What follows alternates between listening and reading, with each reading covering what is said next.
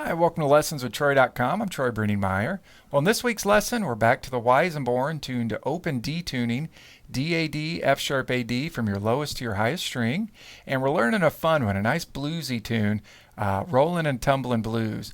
Now, I'm calling it Rollin' and Tumblin' Blues. I'm adding the blues at the end of it because although it is inspired by the song Rollin' and Tumblin', I did kind of change the melody around a little bit and kind of added my own arrangement to it to make it just a little bit different than Rollin' and Tumblin'. But it's real similar to that classic blues song. So if you're ready, there's 3 pages of tablature. Go ahead and print that out and set it on a stand in front of you. And I do have to say that although I'm playing this on Weissenborn, this arrangement sounds great on dobro tuned to open D or lap steel as well tuned to open D. So that being said, let's jump right on in to Rollin' and Tumblin' Blues.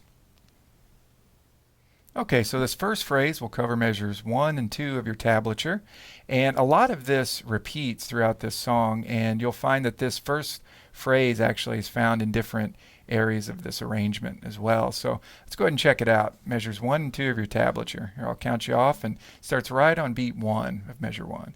1, 2, 3, 4.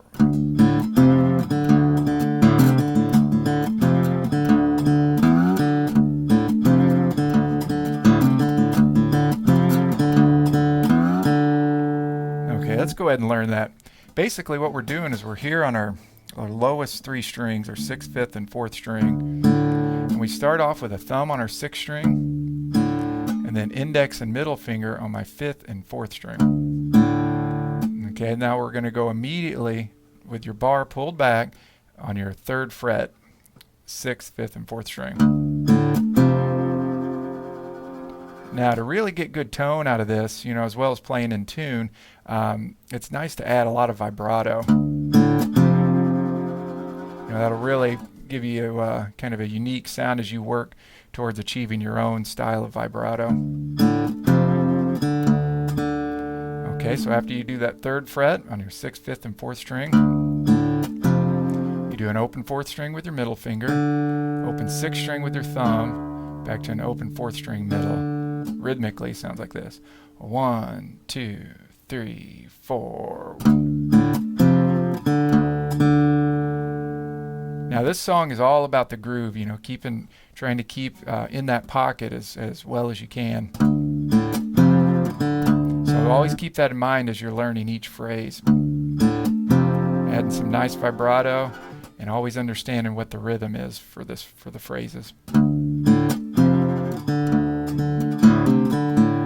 Okay, then the last 4/16 notes of measure 1, you're going to have your bar tilted up, and you're going to do a hammer on from 0 to 3 on your 5th string, but you're going to play your open 6th string and open 5th string first. And you're just going to hammer on basically in between your 6th and your 4th string. And then you're going to play that open 4th string with your middle finger, open 5th string with your index. Okay, so slowly measure 1 sounds like this.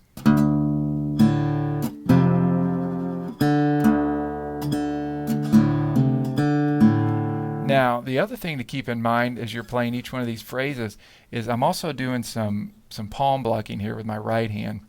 And you could even, if you get your hand just a little bit in front of the bridge, just the heel of your hand right there, as you're playing these, especially these lower strings, you can get a nice kind of muted sound like you might hear in rock. Right? You don't want to do it too much to where it mutes out the whole sound. But as you, let's see if we can get that in the shot a little bit better. There we go. Just get it right over, just right in front of the bridge.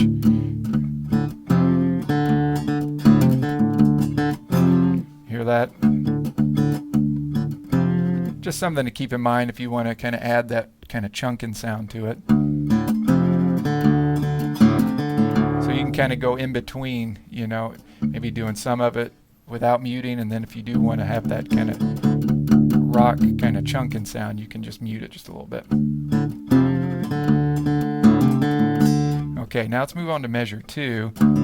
Just starts off with an open 6th string, open 5th, open 4th. Then you go immediately to a 3rd fret, 6th, 5th, and 4th string. little bit of vibrato. That vibrato kind of brings those notes to life. You know, if you didn't add vibrato to it, it sounds a little dull. Right? Especially when you're playing blues, trying to get as much feeling out of every note as you can.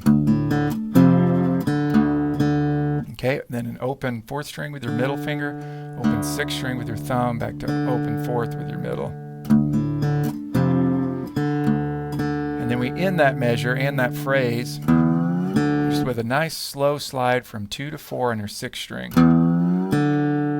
Although I've got it written out as 2 16th notes, you can definitely kind of adjust the rhythm and make it a little bit more bluesy with a nice slower slide. So measure 2 would sound like this: 2, 3, 4, and. Okay, then if we put both those measures together, measures 1 and 2, we get this: 1, 2, 3, 4, and.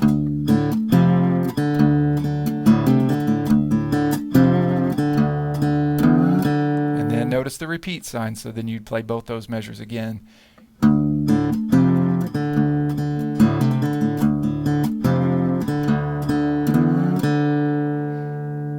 Now, if you look through the tablature, that phrase is the exact same phrase as you'll be playing in measures 5 and 6 as well. And, if you notice that in the sample, I played through the whole song twice before I did the bluesy outro. So let's go ahead and move on now to a new phrase, measures 3 and 4.